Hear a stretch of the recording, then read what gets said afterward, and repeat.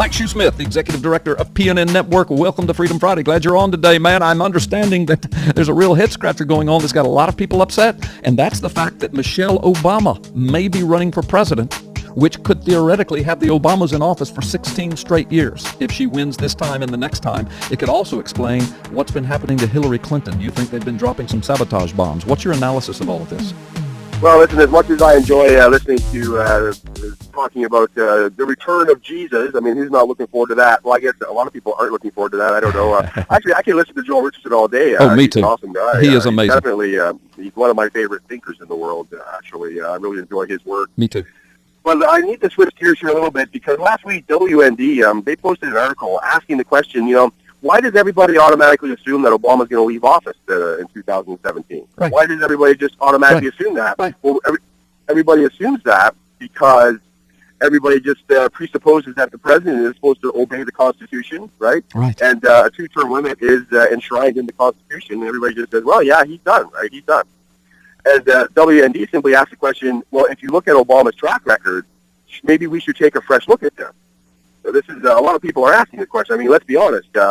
It could be argued that he has little or no respect for the founding documents. But listen, is there any solid evidence at all that Obama may actually plan on staying? Well, listen, an email that we at PNN received this week from Michelle Obama herself had some pretty ominous language in it. She spoke of the next federal election and all of their so-called accomplishments the last 6 years. And then she begins talking, not as someone who should soon be packing her bag, Carl, but as someone who plans on sticking around. Right. She says things like, I know we will help even more people in the months and years ahead. And then she said, I will be happy to be on the team then too. Right. And she ends her email with, let us know that you are ready for what's coming up this year and beyond. Oh man, those are scary words coming from her, right? Oh yeah. Yeah, and and as I've said, I have actually seen mainstream media talking heads. I've listened to them and watched them discuss the possibility that she may be gearing up to run for president. Well, and that's another scary aspect, and that would give her husband another 8 years in the White House, Right. using her as a proxy president. Right. But listen to this now. Ed Klein, who is a Clinton insider, he suggested this week on Fox News that the whole Hillary email gate scandal, Yep. that was all leaked by none other than President Obama. Who ordered it to be leaked by Valerie Jarrett. Valerie Jarrett actually said today, in fact, that she will be in the White House until they shut the lights off.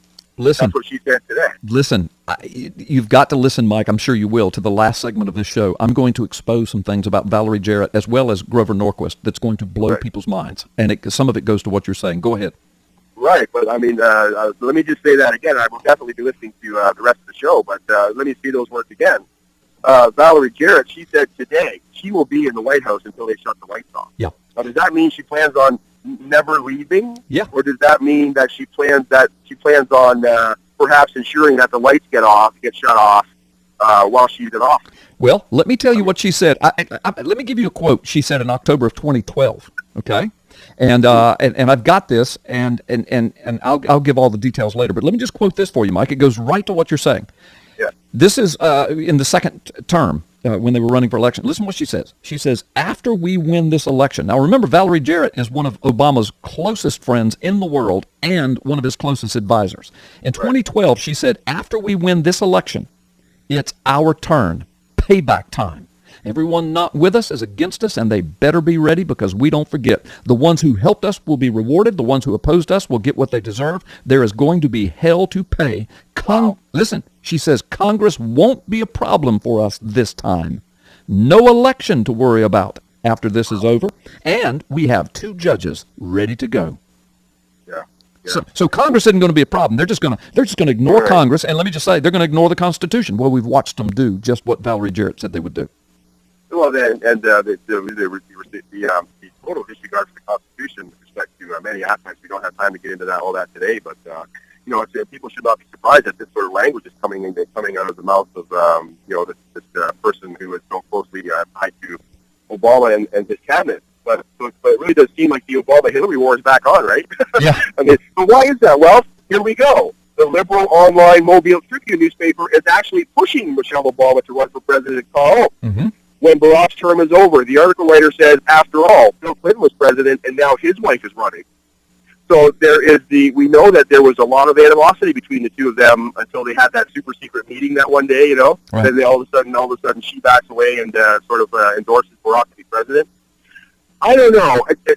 This is all very circumspect and it's all hypothetical at this point. We don't know anything at this point, but there are people like the Clinton insiders, Ed Klein, very close to the Clintons, coming out and saying this is all coming out of the Obama administration. This whole email gate thing was all leaked by them to shut her down. And we're just saying, hey, look, it is possible. Michelle Obama is sending personal emails out, and I am on her personal emails. Right. And she's using very futuristic language with respect to her operations in the White House. Right. So they're not talking like people who are supposed to be wondering what kind of tags they should be putting on their bag, Carl. Right. They're talking like people who have no plans of leaving whatsoever. Right. Yeah. No, I know that, and nothing would surprise me there. Considering he's got some of the lowest ratings ever, and considering that his wife, from everything I can tell on the internet, she's more disliked than he is in many ways. And if there is an election, and again, we're not saying there's not. It's not some big conspiracy theory, but a lot of prominent people have been scratching their heads and asking the question publicly. Wonder if there's going to be an election in 2016. Even the doctor, the African American doctor, what's his name? The brain surgeon that's running for president. Oh, help me, Ben Carson. Yeah, Ben Carson. Dr. Ben Carson said that. In fact, there was a whole article in WND when he said sometime back. He said, look, there may not be an election in 2016. With these people. Well, Mark Levin said just last night.